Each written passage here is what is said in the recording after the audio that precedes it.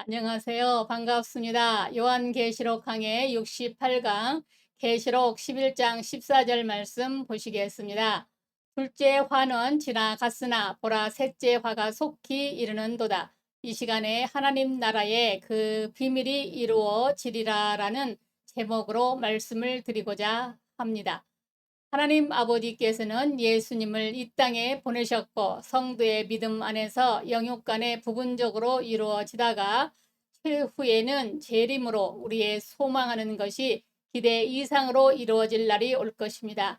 세상은 물론 우리 육체까지도 죽지 않는 영광의 광채로 바뀌는 날이 오게 될 것입니다. 그래서 이사야 11장 6절로 9절에 이때에 이리가 어린 양과 함께 살며 암소와 곰이 함께 먹으며 그것들을 새끼가 함께 엎드리며 사자가 소처럼 풀을 먹을 것이며 젖먹는 아기가 독사의 구멍에서 장난을 하며 젖된 아이가 독사의 굴에 손을 넣을 것이라. 내 거룩한 산 모든 곳에서 해됨도 없고 상함도 없을 것이니 이는 물이 바다를 덮음같이 여호와를 아는 지식이 세상에 충만할 것임이라 했습니다. 그러나 알아야 할 것은 일곱째 천사의 나팔 소리가 울려 퍼지기 전에는 이런 일이 없다는 것입니다. 오늘 본문은 일곱째 천사가 부는 나팔을 앞에 두고 그 서막입니다. 셋째 화를 서곡이기도 합니다. 그런데 본문 14절은 그냥 다음 가정으로 넘어가지 않고 뭔가 주의를 환기시키는 듯한 뜸들이는 듯한 모습입니다. 그것은 다음 과정에 대한 기대감과 아울러 지난 과정을 튼튼히 다져야지 그냥 다음 과정으로 넘어갈 수 없다는 메시지이기도 합니다. 이미 설명한 대로 여기 화는 은혜를 가리킵니다. 성경에서 초림, 성령 강림, 재림 모두 화를 표시하고 있습니다. 예를 들면 초림에 대해서 말라기 4장 1절에 보라 용광로 불같은 날이 이르리니, 성령 강림에 대해서는 요엘 2장 30절로 31절에 여호와의 크고 두려운 날이라고 말씀을 합니다. 그것은 예수님의 초림과 성령 강림과 재림을 통해 우리의 옛사람과 사탄과 악인이 심판을 받기 때문에 그 대상에게는 심히 두려운 날이 될 것이기 때문입니다. 특히 재림에서 우리의 최후의 원수 사망이 영원히 심판받는 날이 될 것입니다. 이런 악에 대한 심판은 곧 그만큼 우리의 구원이 됩니다. 그러니까 계시록의 화는 강력한 은혜를 말하는 것으로 이해하며 들으시기 바랍니다. 그럼 셋째 화란 피할 수 없는 확실한 은혜입니다. 14절 둘째 화는 지나갔으나 보라 셋째 화가 속히 이르는도다. 아멘. 이 구절에 담긴 의미가 몇 가지가 있는데 먼저 첫째 화를 셋째 화를 피할 수 없다는 것입니다. 피할 수 없다는 그것은 성경의 원리이기 때문입니다. 왜냐하면 첫째 화나 둘째 화는 결국 셋째 화를 유발시키는 기초이기 때문입니다. 어떤 누구도 소망을 줄 수 있는 피할 수 없는 이 은혜를 받으시기 바랍니다.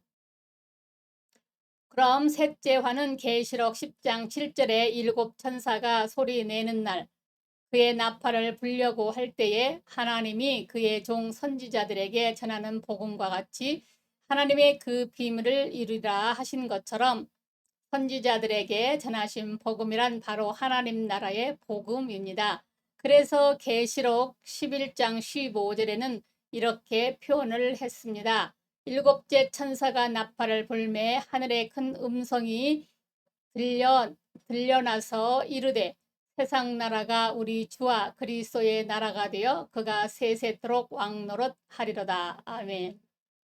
그러니까 속히 임하는 것은 천년 왕국입니다. 천년 왕국은 재림과 함께 오기 때문에 속히라는 표현을 썼습니다.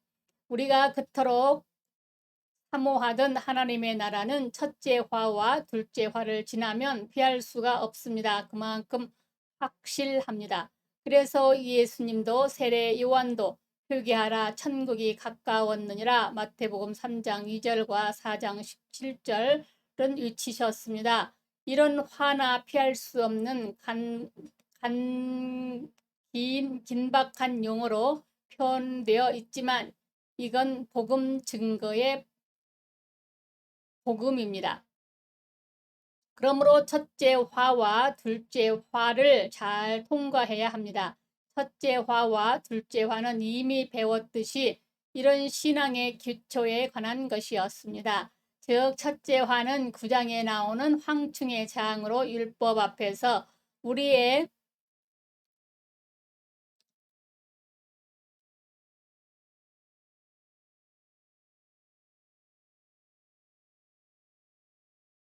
양심의 고통을 그리스도의 용서의 복음만이 해결할 수 있다는 것이었고, 둘째 화의 유브라데 결박한 내 천사는 기도와 말씀으로 성령의 부흥 운동이 일어나는 것이고, 작은 책을 가진 힘센 천사는 복음의 메신저가 되는 길, 그리고 두 증인은 그리스도의 구속을 개인에게 적용하시는 성령의 사역을 가리킵니다.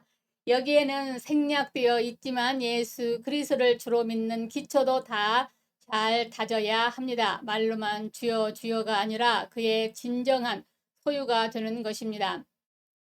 그렇게 주님을 높이고 순종하며 매사에 그의 뜻을 기다리며 겸손해야 합니다. 이상의 것들은 모두 중요한 기초면서도 원리만 알아서는 안 되는 실천적인 것들이므로 아주 잘 다루어야 합니다.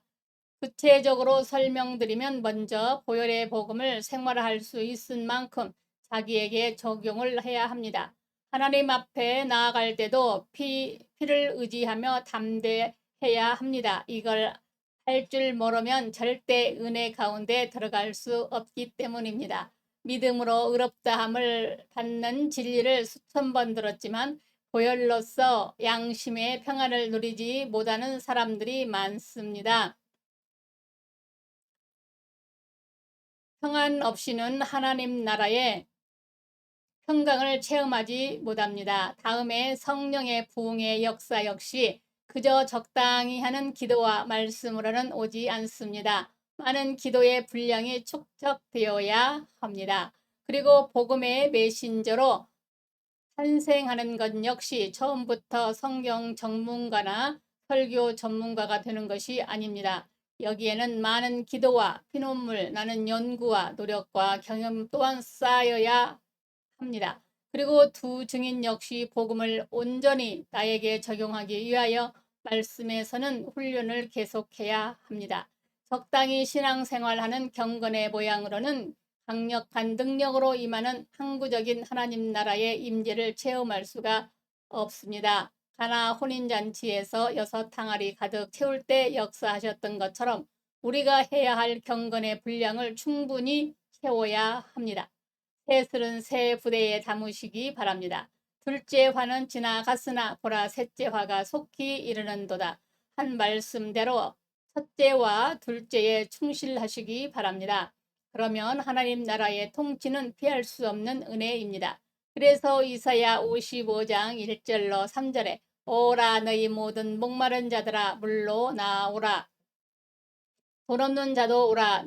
너희는 와서 사 먹되 돈 없이 값없이 와서 포도주와 젖을 사라. 너희가 어찌하여 양식이 아닌 것을 위하여 은을 달라 하며 배부르게 하지 못한 것을 위하여 수고하느냐. 내게 듣고 들을지어다. 그리하면 너희가 좋은 것을 먹으며 너희 자신들이 기름진 것으로 즐거움을 얻으리라. 너희는 귀를 기울이고 내게 나와 들으라. 그리하면 너희의 영혼이 살리라.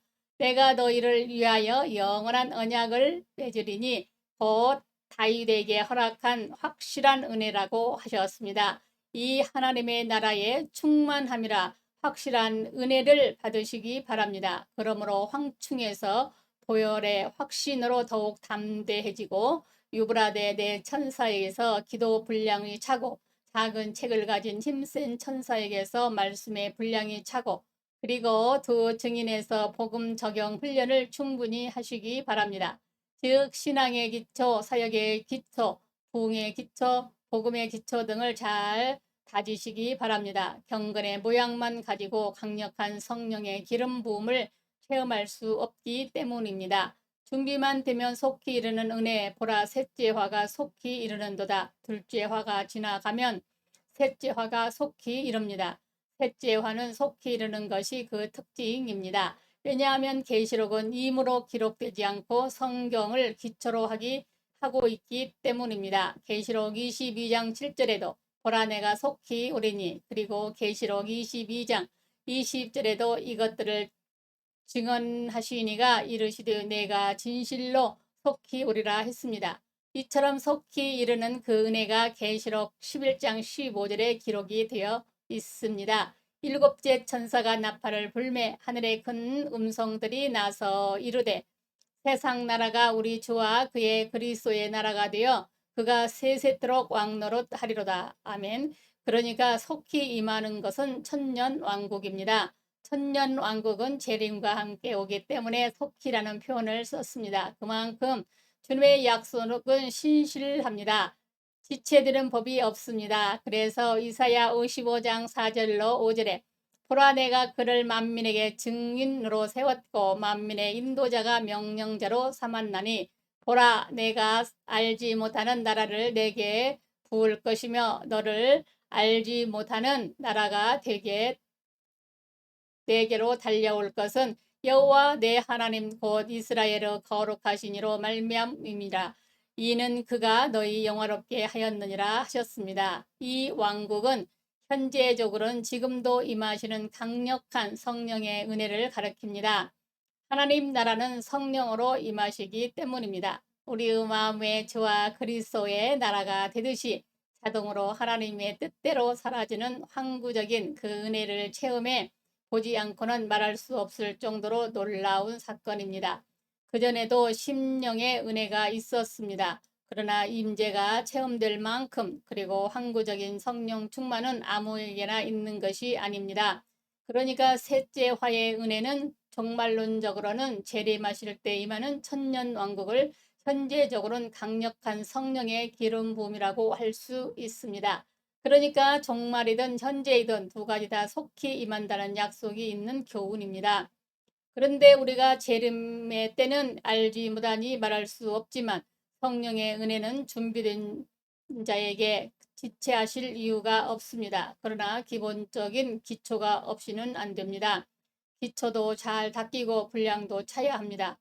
이미 언급했듯이 황충에서 보혈의 확신으로 담대해지고 유브라데 내 천사에서 기도 분량이 차고 작은 책을 가진 힘센 천사가 말씀의 분량이 차고 그리고 두 증인에서 복음 적용 훈련을 충분히 할 때에 강력한 성령의 은혜가 임합니다. 그러므로 신앙의 기초, 사역의 기초, 부흥의 기초, 복음의 기초 등을 잘 다지시기 바랍니다. 이렇게 신앙 기초가 잘 닦이면 경건의 분량이 차면 성령의 은혜는 이 순간에도 강력한 기름 부음으로 임합니다. 마태복음 16장 28절에 진실로 너희에게 이르노니 여기 섰는 사람 중에 죽기 전에 인자가 그 왕권을 가지고 오는 것을 볼 자들도 있느니라 하셨듯이 지금도 준비만 되면 오순절과 같이 강력한 기름 부음으로 임하십니다. 마태복음 24장만 보더라도 재림 위에는 이스라엘의 멸망이 중첩되어 있습니다. 그리고 종말론적인 예언과 동시에 하나님 나라의 현재성이 예언되어 있습니다. 예를 들면 마태복음 24장에서 예수님 재림 때 땅의 모든 족속들이 통곡한다 했듯이 현재도 성령이 임하시면 우리 인격 전체가 회개하게 됩니다. 또 재림 시에 천사들의 나팔과 주의 호령으로 오실 때에 죽은 자가 부활하듯 현재에도 하나님의 종들의 복음의 메시지를 전할 때 듣는 심령들이 살아납니다. 그리고 재림 때 택하신 자들을 하늘 이 끝에서 저 끝까지 사방에서 모시듯 현재도 성령 부흥이 일어나면 놀라운 부흥의 역사가 일어납니다. 이 모든 것이 함께 인정되어야 합니다. 그러나 조건이 있습니다. 신앙의 여름이 와야 합니다. 무화과 나무의 비유를 배우라. 그 가지가 연하여지고 잎사귀를 내면 여름이 가까운 줄 아나니 이와 같이 너희도 이 모든 것을 보거든 인자가 가까이 곧 문 앞에 이른 줄 알라. 그러므로 초대교회 성도들도 하나님을 잘 경유하시기 하였습니다. 여러분들도 초대교회 성도들처럼 하나님을 잘 경유하시기를 바랍니다. 신앙의 기초를 잘 닦고 신앙의 분량 역시 넘쳐야 합니다. 이것이 준비되지 않으면 셋째 화로 명명된 놀라운 은혜는 다가오지 않을 것입니다. 아무리 지적으로 잘 구비되어 있어도 감정과 의지의 분량이 차지 않는다면 부흥은 임하지 않을 것입니다. 이것이 오늘 본문이 보여주는 진리입니다. 사랑하는 여러분, 우리 주님은 다시 오마 하신 대로 우리에게 오시고 계시며 또한 온전히 오실 것입니다. 이 시간에도 복음의 말씀과 기도를 통하여 성령으로 우리에게 다가오고 계십니다. 이것은 영원 불변의 하나님의 약속입니다. 더 온전한 충만하심을 위하여 우리의 신앙의 기초를 튼튼히 잡고 경건의 분량이 차야 합니다. 경건의 모양만 가지고는 강력한 기름 부음이 없습니다. 그러므로 우리 모두 초대교회 성도들처럼 말씀과 기도로 충만하여 재림의 소망은 물론 성령으로 임하셔서 우리를 온전히 다스려 주시고 우리 안에 온전히 하나님의 나라를 이루어 주시기를 사모하는 여러분들이 다 되시기 바랍니다. 감사합니다. 우리 주 예수 그리스도의 이름으로 사랑하고 축복합니다. 아멘.